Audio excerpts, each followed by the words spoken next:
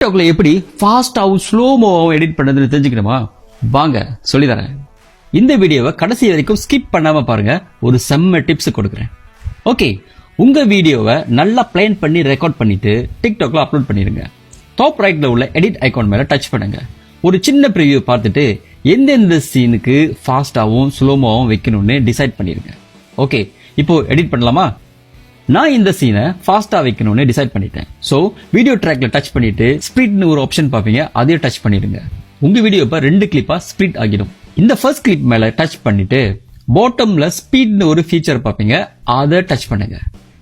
இங்க தான் நீங்க கண்ட்ரோல் பண்ண தெரிஞ்சுக்கணும்.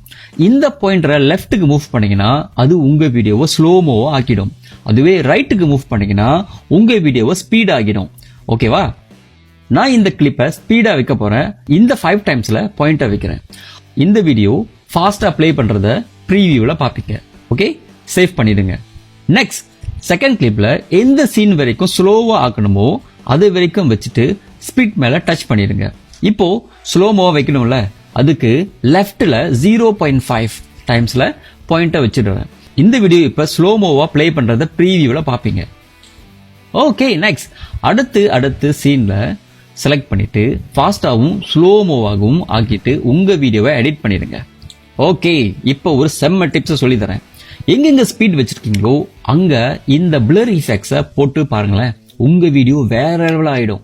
எப்படி?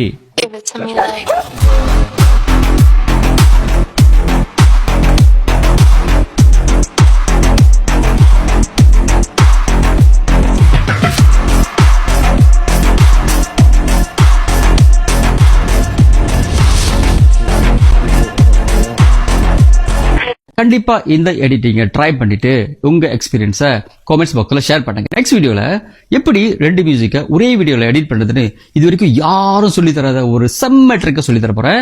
அதுக்கு நீங்க ட்ரிக்ஸ சொல்லித்தாங்கன்னு காமெண்ட்ஸ் பாக்ஸ்ல போடுங்க. அப்படியே மறக்காம ஃபாலோ பண்ணிடுங்க. ஓகே, பாய்.